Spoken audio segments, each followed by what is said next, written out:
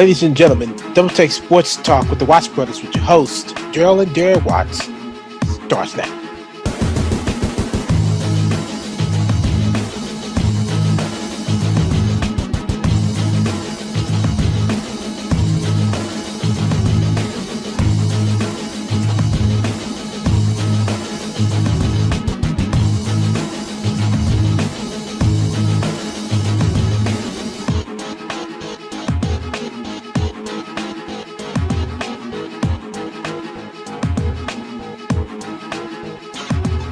When you think about the off season, when you think about this season, what do you think about? What are things that you can do if you're Kevin Pritchard? Because he already did some big major changes just like immediately after Larry Bird left office. First thing he did, and it was the number one thing that needed to be done, that was to get rid of Paul George. It was the first thing he did. Absolutely. First thing he did, and one of the greatest things he did, because he picked up Victor Oladipo, which led to this great season up until he got injured. You think about that. You have when Peyton Manning for the Colts, when he got injured in his late tenure years of being with the Colts, and then you have I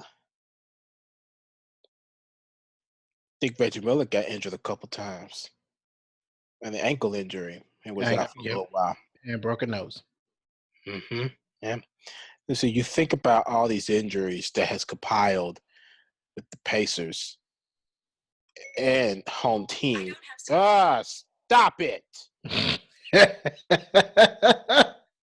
Yeah, no. Not talking to you. Yeah, crazy, ain't it? Leave me alone. Don't talk to me. That's right. Tell it. Preach today. Preach. Shoot. It just ruined my flow. Although even though she pulled up the schedule for the Boston Celtics and the Pacers, that was a good thing. But I was not talking to you. That's right. You damn right. When you think about these injuries and everything else, and if you're Kevin Pritchard, what exactly do you do if you're Kevin Pritchard? Let me be the first to say, I just want to before I even get into that, I just want to throw my thoughts out there about the playoff series. One of the things that really stood out during that playoff series was, despite the fact that the Pacers still had their struggles and they still had their collapse, that they had the ability to be in the playoffs.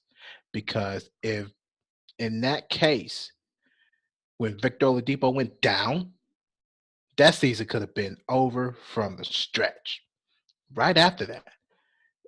But they kept it positive. They went on a couple of winning streaks. Before you continue, let's go over those winning streaks real quick. After that last game in Toronto, they lost 4 straight, and then they won 6 straight right after that. Then after that, they lost 2 straight. No, they lost 1, won 2 straight, lost 2 straight, won 1, lost 1, won 1, lost 2 in a row, won 2 in a row, and then lost 4 in a row, won 1 in a row, lost 3, won 2, lost 1. No, I'm sorry. Losing streak 2, and then they won their last game against Atlanta. Yeah. That could have been an easy drop off, and they probably could have been either the 7th or the 8th seed, in my personal opinion. They could have been gone. Yep.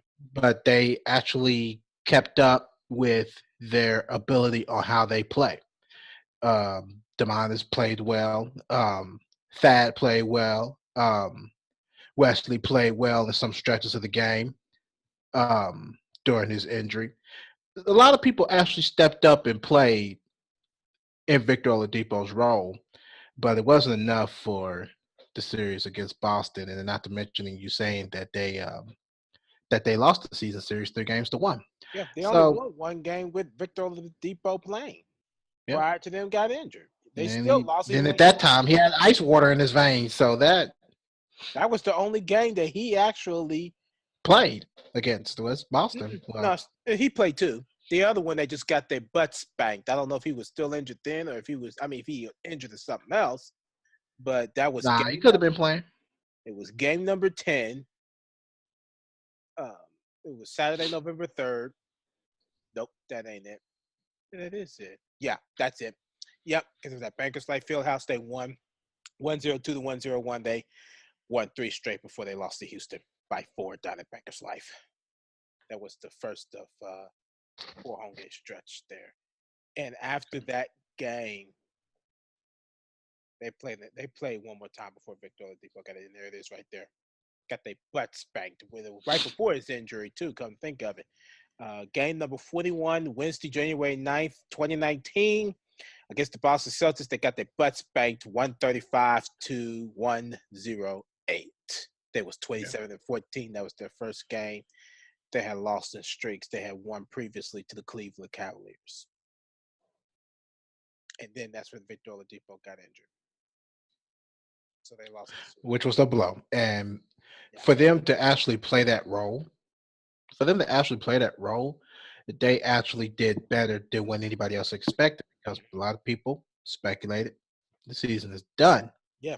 Oh, yeah. And then they called it. They said all the time, the season is done. I think Barkley was one of those people. Yeah, Barkley was one of them. And then you got Pacer fans themselves. Oh, this season is done. I'm like, well, you can't really knock what the Pacers did this season. You just can't. That was the biggest. That was the biggest thing they had to overcome coming down to the stretch, to the playoffs. Yeah. And they did what they had to do. Yeah. But in that stretch, I'm just going to speak for what I would do. I'm not going to just sugarcoat anything. I'm just going to go cut straight to the chase. Get rid of Nate McMillan. Welcome to the club. Because one of the things that an ensuring problem that Larry Bird had put on everybody else in the Pacers was 1, Paul George, and 2, Nate McMillan.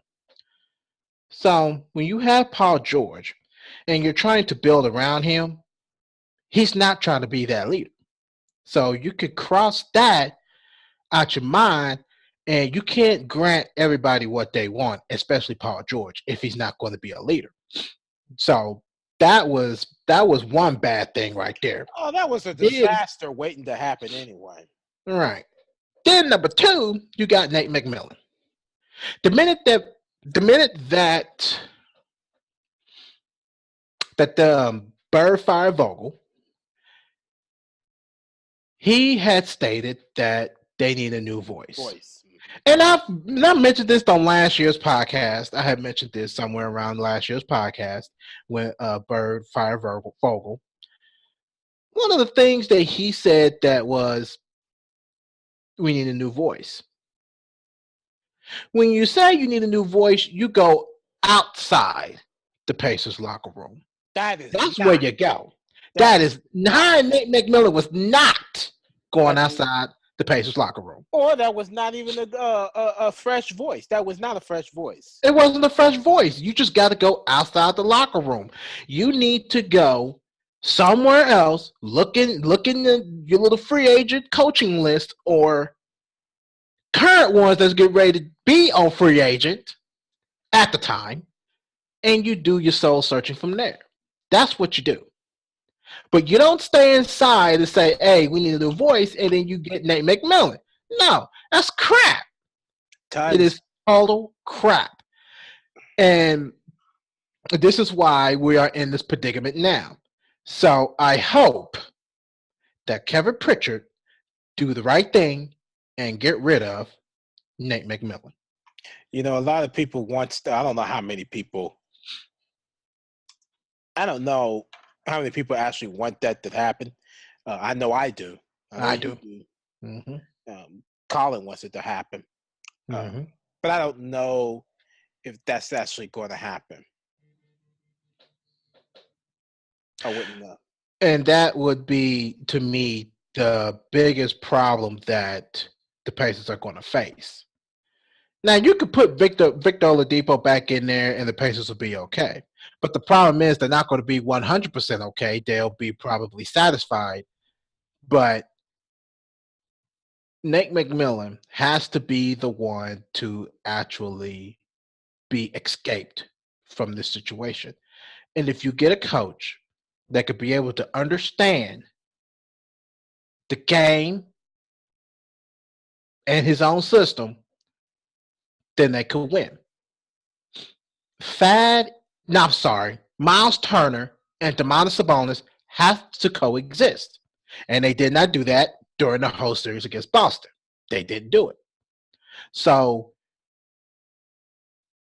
them are, in my personal opinion, one of the best two that could dominate the paint like any other. You got Thad, he could do it, but not better than Domantas and Miles Turner. Mm-hmm. They are fantastic. And they did not coexist during this series. And that is the major problem that hurted the Pacers, in my personal opinion. That's just me.